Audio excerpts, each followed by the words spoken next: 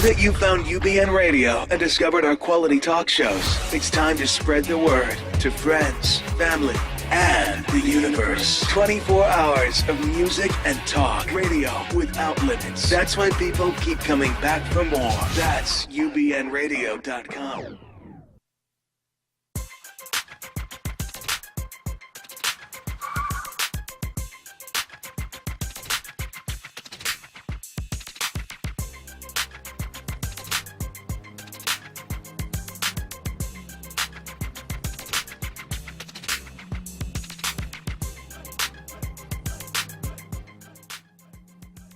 It's time for the Bonnie Sher Show, a whirlwind of wit, wisdom, celebrity, and the boomer life. With a little bit of this and a lot of that and so much more you don't want to miss, here's Bonnie.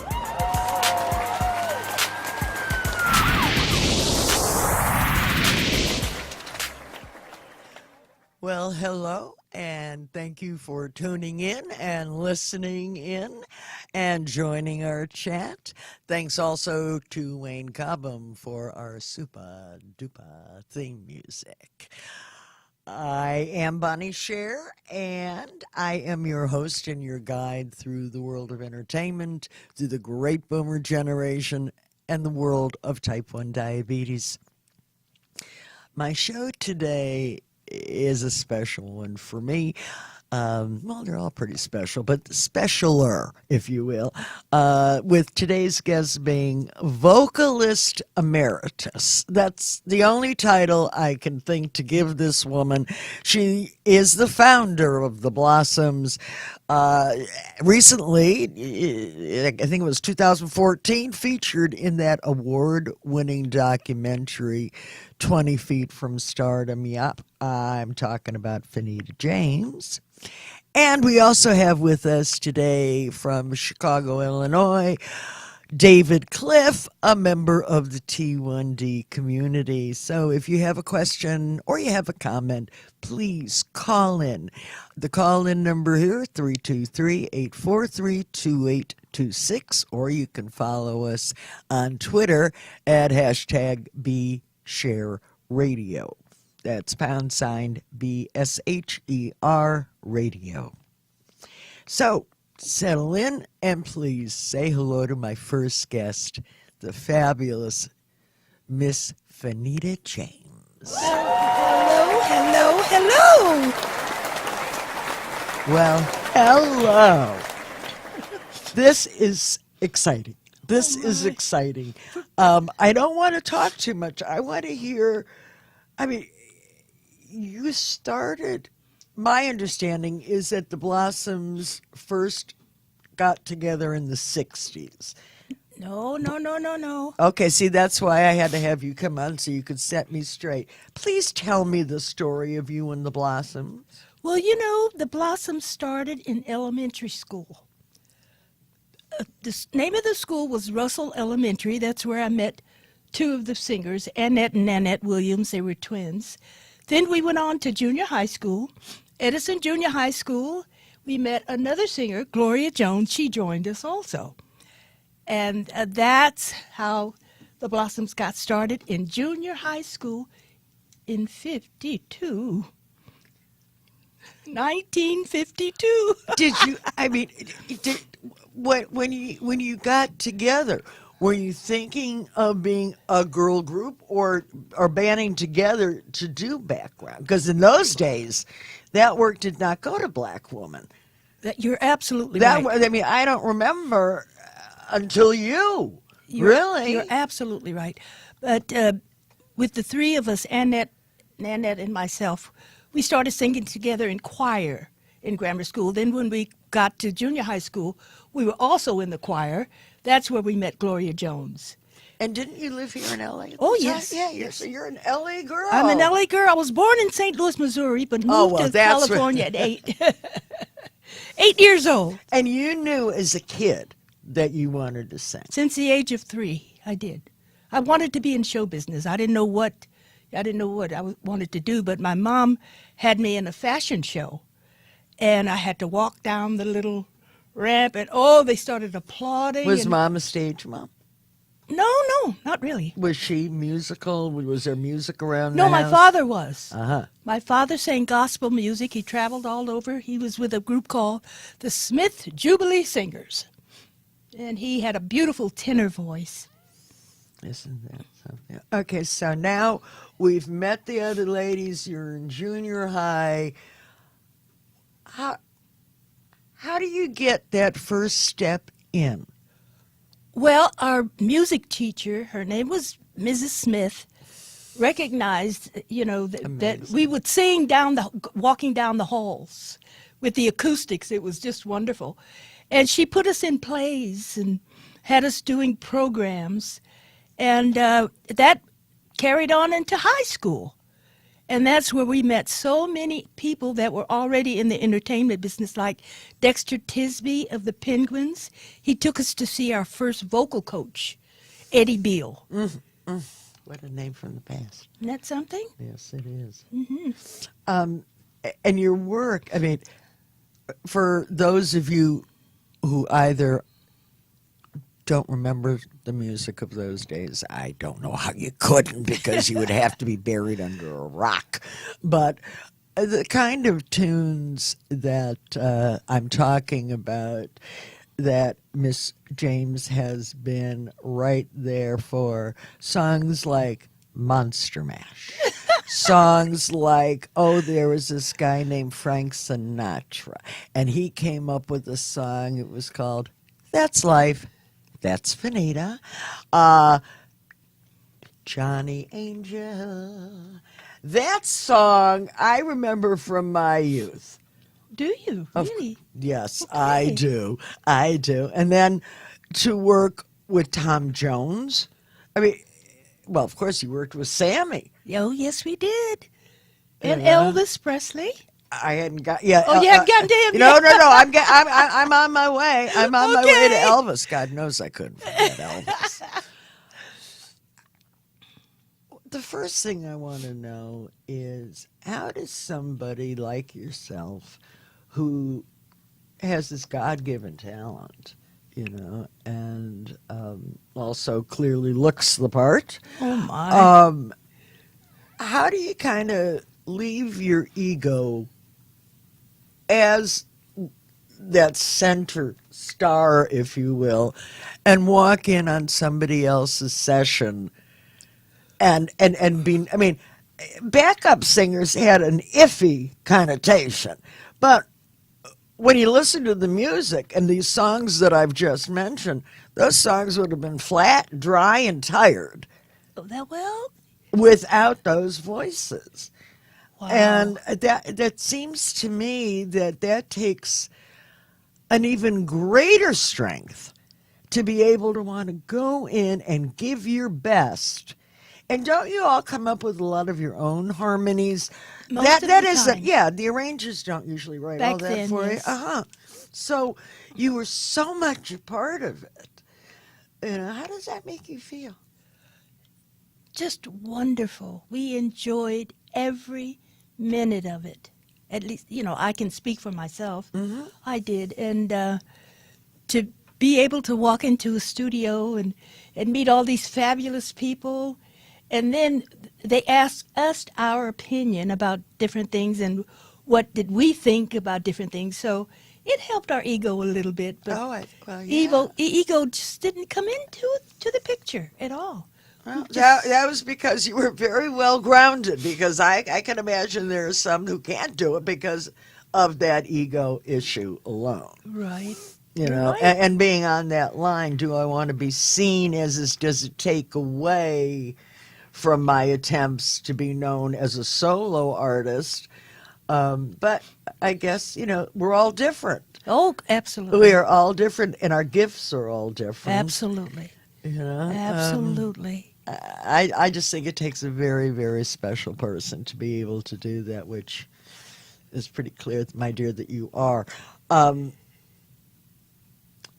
I think it was Mick Jagger who said that they wouldn't have had the career, that these big names, Springsteen, Stevie Wonder, Bette Midler, and then Mick Jagger, that they couldn't have had the careers that they've had without those voices behind them. I was so surprised when I saw the movie, when I saw the movie, we were in 20 Feet from Stardom. Wow. And to hear some of the comments, it was just wonderful. I never thought they felt that way about us, But then I do know that we added quite a bit, Yes. Well, two of my very favorite ones. I loved the Righteous Brothers. I loved what they were singing about. I loved the blending of the voices. And I think that my very favorite, and still remains on my top 20, is You've Lost That Love and Feeling. Absolutely. And guess who's singing on that? Not to mention Soul and Inspiration. Right? Another marvelous song. Well, it was just such a thrill. Bill Medley and Bobby Hatfield they were singing at a show or something, and a black guy walked up to them and said, "Man, you guys really sound righteous." And that's where they got their name, Righteous Brothers, because they sounded black, They did. They did. They had so much soul. Soul Brothers, As opposed to Phil Spector. How's that for a segue? Not soulful Spector, no.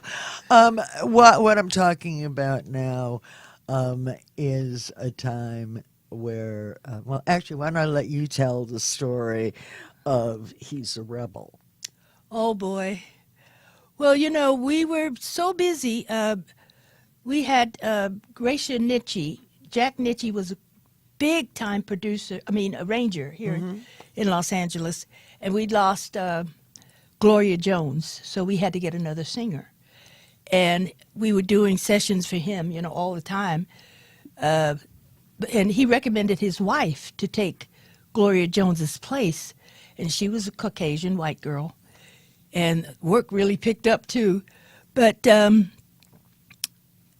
what was my point?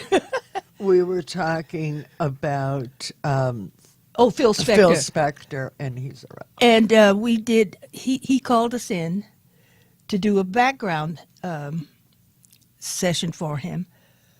But he was also trying to get the Crystals to come from New York, and they refused to come to Why? California.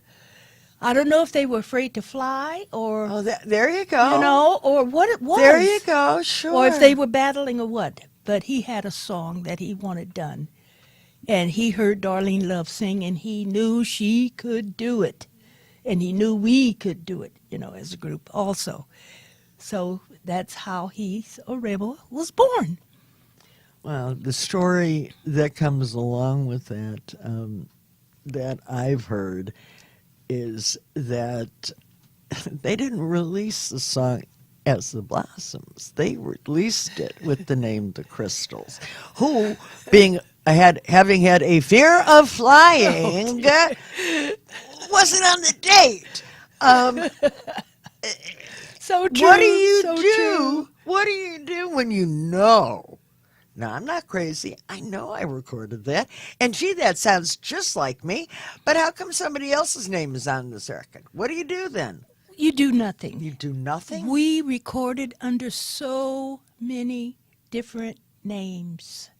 It's pathetic, but wonderful at the same time. We went in, we did it, whatever they asked us to do, got paid for it. The only good thing about that is now they recognize that it wasn't right, and they're trying to compensate a little bit for it. Well, it's about time. Yes. That was in the 60s, wasn't it? Right. Yeah. Well, it's 50 years here, 40 years there. What's the difference? What was he like to work with, Phil? Was he a very demanding taskmaster in the studio? Did he really know? He knew his He knew his music, didn't he? Or was The man was a genius. uh-huh. He really was. And he would go to, he did his recordings live, and he would go to different sections in the orchestra and sing the actual notes he wanted them to play. Jack Nitzsche arranged most of his music, but if it wasn't right, he would go to each section or whatever he didn't like and sing the actual notes. Ray Charles did that too. That I had heard. Oh boy, he was a genius. Yeah, well, you know, and it's not uncommon for that kind of genius to be met with an equal amount of crazy. Or what people presume or perceive as crazy, but they're perfectionists. Absolutely, yeah. And don't give it to me if it's not right. Yeah, well, sometimes he would call us at home at 12 o'clock at night. We'd be asleep, and he'd want us to come out to Gold Star Recording Studios. And Gold Star? Gold Stan Star. Ross's Gold Star? Stan Ross. Who remembers that? Oh, my God. I did my first did I recording do? there. This was right after Inagata Divita is when I was in there. Oh, I and see. then Charles Wright in the Watts 103rd Street. Oh, my God. Great friend of mine to this day. Seriously? Talk to him at least once a week. I see that he has a book out now. Yes, yes. Yes, Well, he does. I see you and I have lots to talk about. I know from having chatted with you, and you were very sweet when you said it, that after 20 Feet from Stardom was released, that you got a lot of calls from people. I did. And tell my audience, please, what your response to that was. No. That's the response. No way. 54 years was enough. So Even what, more than 50. What do you enjoy listening to now? What do you do to make Fanita's day a good day for Fanita? Well, you know, I don't listen to music too much. That's okay too. It's my grandchildren and my kids and just being at home. I just love it. I really do. I didn't think at first now it was a little rough. Mm-hmm. The first two or 3 years it was rough. Sure. Well, After being on the road, you know, for like 40 years. right? Don't you like look for little chocolates on your pillow? And you're like shocked when they're not there, and you can really buy a whole bar of soap, not just a Absolutely. little teeny tiny. Absolutely. It is. I would imagine it's a big change. Yeah, it was. But I adjusted. And now Well, it seems to me, and you'll excuse me for, but it seems like you adjust very readily. Well, thank you. To be able to have that kind of a personality that is happy, is cheerful. Yeah, of course, we are on, we're visually with people, but I talked to you on the phone, and there weren't any cameras. And this No. is the woman that I spoke with. Your energy and your grace is what really attracted. And of course, it was your story. And there is somebody who's here in the studio with us today who I must take a moment and thank, but once again. Absolutely. Because Rudy only knows the best. Oh, boy. And that's my new dear, dear friend, Rudy Calvo. He was on my show a number of weeks ago. Please have a look, and you'll know exactly what I'm talking about. But, yeah, what would I do without Rudy? I never would have met you. Oh, boy. It was so wonderful talking to you. I knew right away that you made me feel so comfortable. Because most people don't have that talent, Well, thank you. First of all, let me say thank you. But that was just how I responded. I respond to what I'm given. Oh, right. And not everybody's as gracious as you are. And I will go ahead and I just won't make a whole big deal about it. But I was dancing around the house. I will tell you. Wonderful. I did dance. Well, I happen to also know that Miss James is not on Facebook. She doesn't tweet. Oh, no. What I would suggest for you is what Rudy suggested to me to get to know more about Fanita. And there were a number of there were links that Rudy sent to me, which I will post after the show today, so that if you want to learn more, you can go directly to those sites. And, if you want to talk show business history and being the bottom line, that's the career and the gift that Miss James has shared with all of us. And Miss James, with that, I want to say thank you. Thank you for sharing you, and thank you for all of the pleasure that you have given every finger popping, toe tapping one of us. And just thank you. I could gush and bubble for another hour, but then I'd get in trouble. But thank you. Thank you. Ladies and gentlemen, Fanita James. Thank you. My pleasure. Well, you are listening to Bonnie Sher Show, and please do join the conversation. You can call in at 323-843-2826, or of course you can follow us on Twitter at the hashtag BeShareRadio.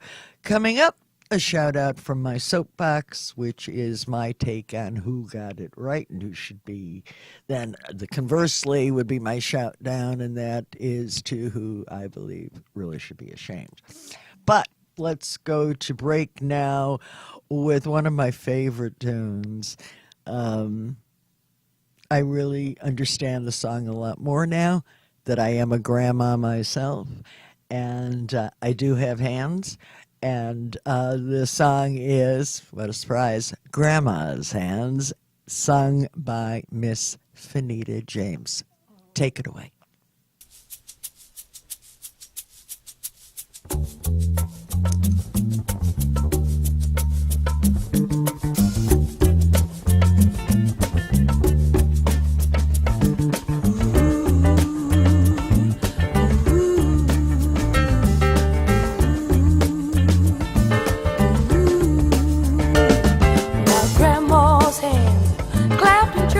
Sunday morning, Grandma's hands played the tambourine so well, Lord. Grandma's hands used to issue out a warning. She'd say, baby, don't you run so fast, might fall on a piece of glass, might be snakes there in that grass. Grandma's hands, Grandma's hands soothe the local unwed mother. Sometimes and swell, Lord. Grandma's hands used to lift the bass and tell her. She'd say, baby, Grandma understands that you really love that man. Put yourself in Jesus' hands, Grandma's hands. Grandma's hands used to hand me a piece of candy. My grandma's hands picked me up each time I left, Lord. Grandma's hands, boy, they really came in handy. She'd say, Ollie, don't you spank that girl. What you wanna spank her for? She didn't drop no alcohol, but I don't have my grandma anymore. If I get to heaven, I'll look for Grandma's hands. Grandma's hands used to hand me a piece of candy.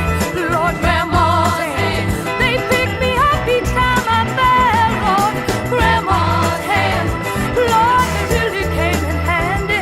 She'd say, Ollie, don't you spank that girl. What you wanna spank her for? She didn't drop no alcohol, but I don't have my grandma anymore. If I get to heaven, I'll look for Grandma's hands.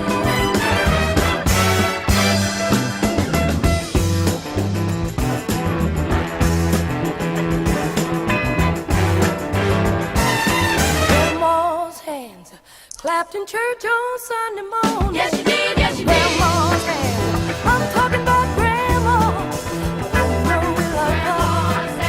Oh, Lord, we love her. Oh, no, we miss her. I'm talking about Grandma. I'm talking about my Grandma. Oh, Lord, I need her. Oh, Lord, I love her. I love my Grandma. I love my Grandma. I'm talking about Grandma.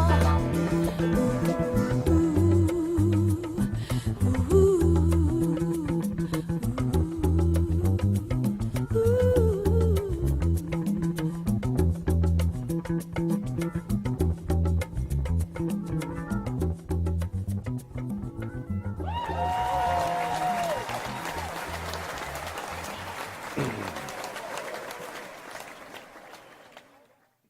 welcome back to this segment. Joining me is my Type 1 co-host from the great state of Illinois.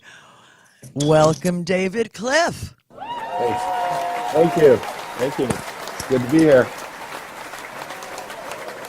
You managed to make it through all the snow and the sleet and that wonderful Chicago weather that I miss so very much. Not so much. No, you don't. No, I really don't. You knew the answer to that. David, first of all, thank you so much for taking the time to talk with us today. Normally, the way we start out with our Type 1 guests is to get a little bit of your background story. Yeah, we know you were born and we know they fed you. And then all of a sudden, one day, your pancreas said, Well, I was a late bloomer. I was diagnosed in my let's see, I'm 55 now, so trying to think, 20 some odd years ago. And so you've gone along pretty much jaunty, jolly, healthfully, and the like? well, yeah, it was, I was a typical guy, never went to a doctor, and my wife was alive at the time and basically said I was losing weight and I had all the symptoms. I just didn't know it at the time. And so I capitulated. I said, if you find me a doctor, I'll go.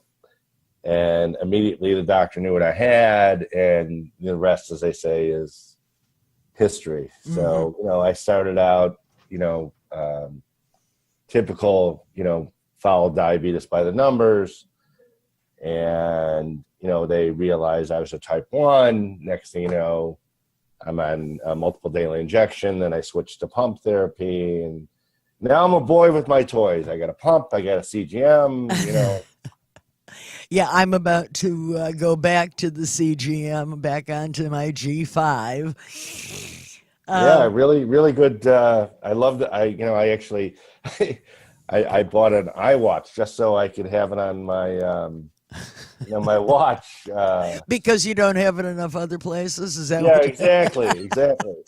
I switched to an iPhone. I switched to an iWatch, so, but no, listen, it's, I always tell people it's, I'm not dead. I can do anything I really want to do. And what do you really want to do, David? Well, what floats your boat? Now my goal is to help millions of people. I mean, I run 2 companies. They're both diabetic related. Can you tell us a little bit about those? Yeah. I write a publication called Diabetic Investor where I write about the business aspects of diabetes. I've been doing that for 20-some, almost since I was diagnosed. And then I have another company that we have a patient education portal, a virtual training portal. We have a blood test that actually measures glycemic variability. And we're about to add a 4th segment to that company, which is, if you know what Teledoc is, it's mm-hmm. basically where patients will have access to a certified diabetes educator virtually. Mm-hmm. And, there's millions of people out there that need help. And there's lots of questions. And who's better to talk to than this, a CDE? And so we want to make that easy. We want to make it fun. We want to make it affordable. That's such a great idea. Diabetes is a very expensive disease state.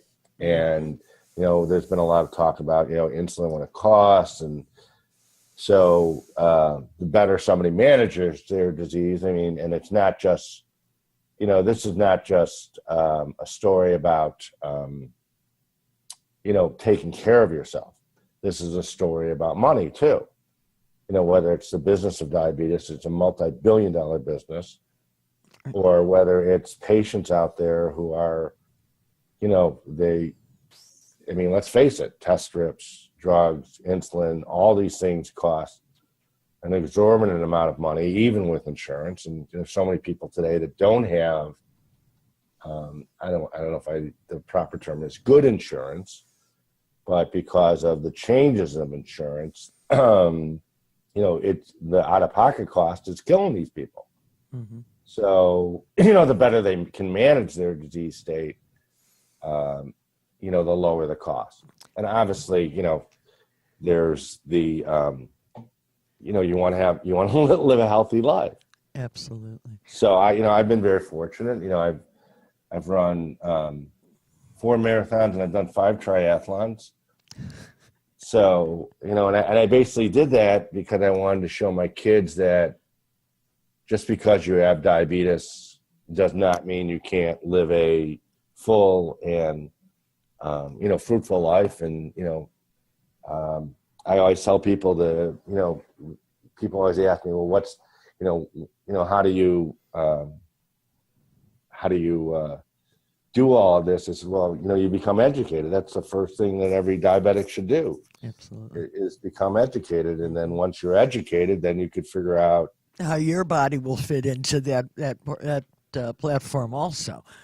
I agree with that. Yeah. Well, knowing yourself, I mean, are we not all our own best doctors? Well, yeah, I think, again, we need the education, but, then you have to learn to fly on your own. Right. Yeah. Well, I always say that most people have this disease, don't want it in the first place, but I can't blame them. It's something that never leaves you, especially when you're a type 1. Here I am, it's like I've got 2 devices attached to my body. I can't eat like a normal person because every piece of food I put in my mouth, I have to think about. Mm-hmm. I live in Chicago. We have the world's greatest deep dish pizza, which I love to eat. And Red Hots. Hots. I miss my Red Hots, my special Vienna Chicago dogs. Yeah. So these are the kind of things that, if I'm going to eat deep dish pizza, I got to think about that for 3 days. Yeah, no, I hear you. I had a similar thing with Chinese food last night. About 11:30 last night. How am I going to bolus for this now? Yeah. I have a question for you, if I can interrupt. Sure, of course. Putting together the fact that you are a type 1 and the fact that you are interested in the world of investment, I was pretty surprised when the FDA finally, decided that the G5, at least that, CGM, was going to be available again. And I understand that their stock has gone up something like 25%. Was there any way to see this coming? I mean, how do people...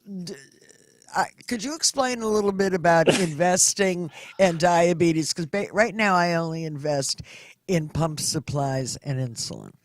Well, the Dexcom, the reason the stock shot up was because CMS, which makes the decision for Medicare, said that, they can now cover CGM. Right. And the reason they covered it is because a few months before Dexcom received an indication from the FDA that a patient could dose off of their readings. They didn't have to finger stick to confirm.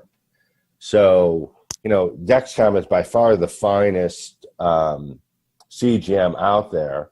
There are other companies that have CGM, but there's no question that Dexcom is the best of the bunch. And, there are, quite honestly, that's how I got started Diabetic Investor. I was in the money management field many, many moons ago before I had gray hair. And people asked me, I went to an education thing on diabetes, and they asked me, what do you do for a living? I said, well, I manage money. And they started asking me about all these companies I'd never heard of. And so I, make a long story short, I tried to look for good information. There wasn't any, because most of these people don't understand what we go through every day of our lives. Correct. And so diabetes is a very patient-centered disease. So next thing you know, I'm writing Diabetic Investor, and the rest, as they say, is history. I've done, I'm pretty accurate. This is one of those things where there's no question there's an advantage to be diabetic. I understand what a patient goes through every day. I understand the role the company plays, the payer plays, the FDA plays. And so there are a lot of people who, buy stocks, because they want to not only, help their disease state, but they also want to make some money. And since America is still a capitalist country, I think it's a great idea to make money. I think if you're going to invest, you should know before, you put your money. There's not all of these companies are well run. I always say Dexcom's the best of the bunch, but there are a lot of other companies. J&J is in this business, Sanofi's in this business, Novo Nordisk is in this business. GlaxoSmithKline, AstraZeneca, Eli Lilly. These are all companies that their revenues, profits, etc., are greatly dependent on the disease that we have. So, if you can, nothing wrong with making a buck. So, I don't know what else to tell you in that one. I think I should hang out with you more. Yeah, well, I'm really good at spending that. those bucks. It's making those bucks. Yeah, well, it's kind of like, I try to bridge different worlds because, just by way of example, a lot of people invested in Mankind because they had Afresha, which is the inhaled insulin. And Afresha therapeutically is a pretty decent story. Unfortunately, financially, it's not. And I think a lot of people sometimes confuse those two worlds, that if something is good therapeutically doesn't necessarily mean it will be success commercially. So what I try to do is I just try to bring some clarity to this, what I call the wacky world of diabetes. And hopefully, that it's really not what I want to be known for. I've been doing it for a long time. My gift back to diabetes is to educate millions of people. And, that's what my other company does. And we're making really good progress. And because listen, when I was diagnosed, my A1C was 15. Okay. I am now at like 6.3, which for me is remarkable. That's pretty good. Remarkable. And so I think that, and the only way it got that way is because I became educated, motivated, enlightened, whatever, engaged, whatever word you want to use. And if my daughter ever gets with it, one day I will have grandchildren. So, I would like to have them, but, oh my God. Wait till she calls you, Dad, did you have to say that on the air? Yeah, actually, well, since Mom's not here, somebody's got to give her the guilt. Absolutely. That's my job. I told her, I said, if Mom was here, she'd be giving you guilt. And since she's not here, that's my job. Guilt pro tem, I get it. Yeah, well, listen, I lived with it for a lot of years, so, why not her? Hey, it made us stronger, didn't it? Yeah, hot dogs. Listen, David, how can people follow you, learn more about you, learn more about the programs that you are putting out there to benefit the type 1 community, all that jazz? I know that you're on Facebook because I'm on Facebook, I'm on Twitter, I have diabeticinvestor.com.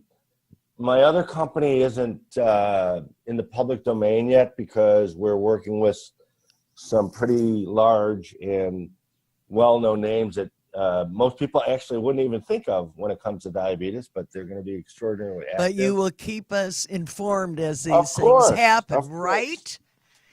Absolutely. Yeah, David, but I think our biggest, what we're going to bring most to these people is I'm so passionate about helping these people because, and yes, I have type 1 diabetes, but, I do not, I don't look down upon somebody who's not intensively managed. We all have the same disease. Right. You can't be shaming one another. That would be, so the goal here is to help one another. Of and course. there's so many good people doing it. Well, I agree with you, and it's really nice to meet you and meet another good guy. Well, I don't know about I'm that, but it's great to hey, be go here. with it, okay?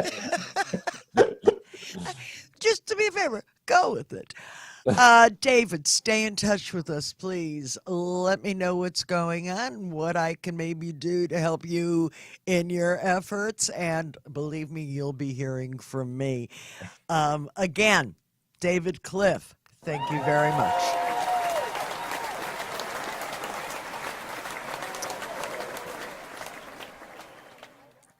If any of our fellow Type 1s would like to be sitting in the co host chair, it's really very simple to do. Write me. All you have to do is reach out to me at bonniesher.com. It's just that easy. We'd love to have you with us and hear what you have to say. I hate to end this segment, but it is time for my soapbox.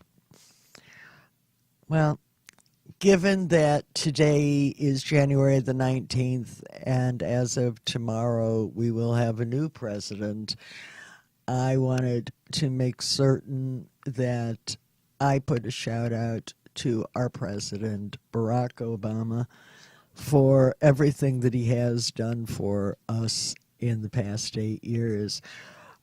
What I did was I put a call out on Facebook, and I asked followers in Bonnie's World to answer the question, what do you think was the best thing that President Obama accomplished in his 8 years?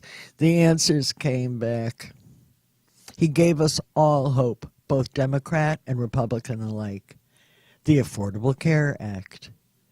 Being cool and rational. Held the office of the presidency with dignity and honor. Auto industry bailout. Ending of 2 wars. Getting bin Laden. He honored our First Amendment, even though many insulted him constantly and tried to make him out to be something other than a good president. The repeal of Don't Ask, Don't Tell. Marriage Equality Act. He did a lot. When people ask me, well, why didn't he do this and why didn't he do that? Well, the man only had 8 years. And I personally have felt very safe with him as our president, and in a world that I normally don't feel so safe in, he gave me that factor. And I wish him and his family nothing but peace, joy, and love. And thanks for being our president, Mr. President. Now, for my shout down.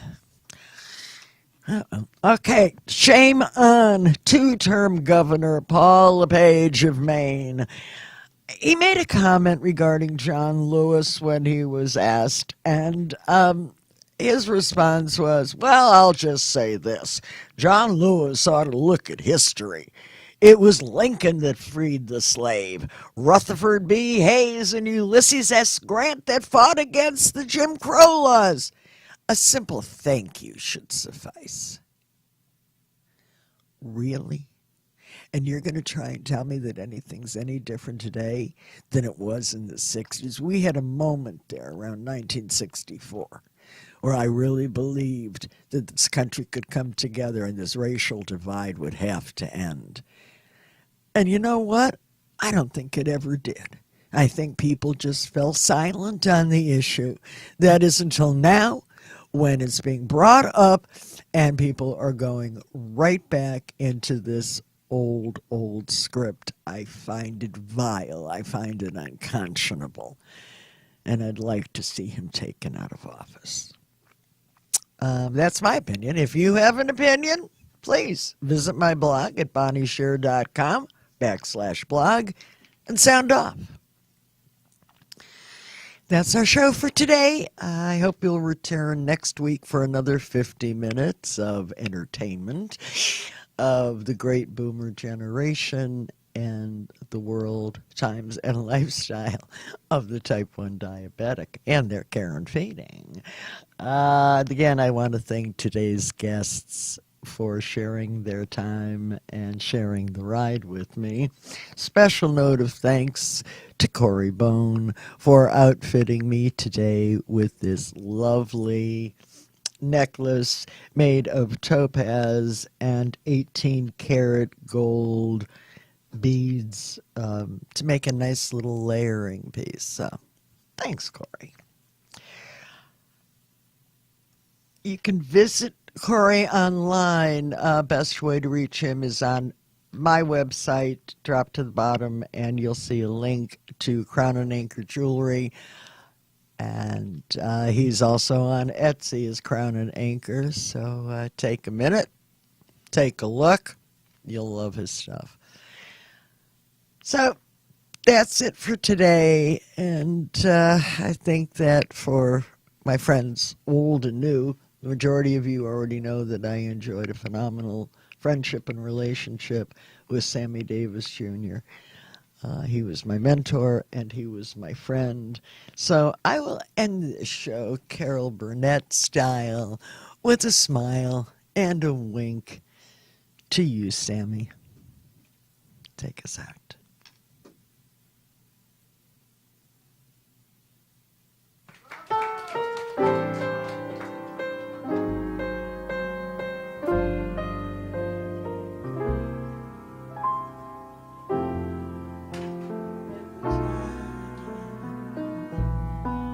We say goodbye.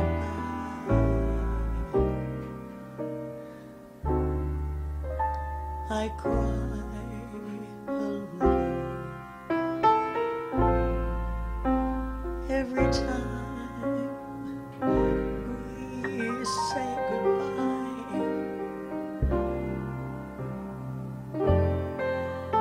I wonder why a little. Why the clouds above me? There must be in the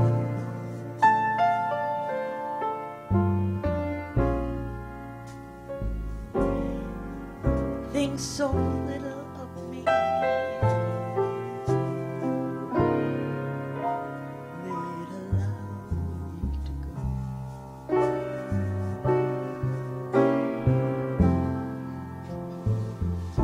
When you're near, there's such an air of spring. I can a lonesome begin to sing about it. There's no love song finer, but how strange the change from later to night. Every time we say goodbye.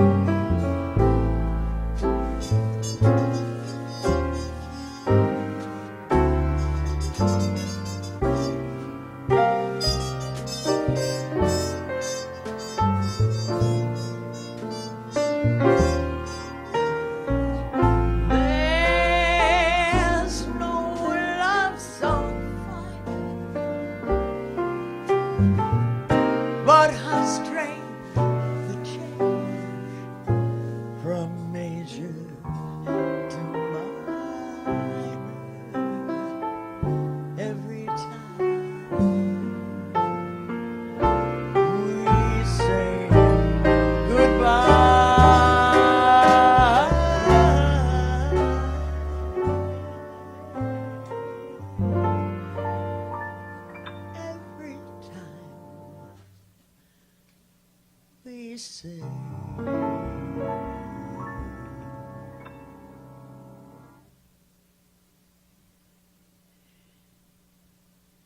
Goodbye.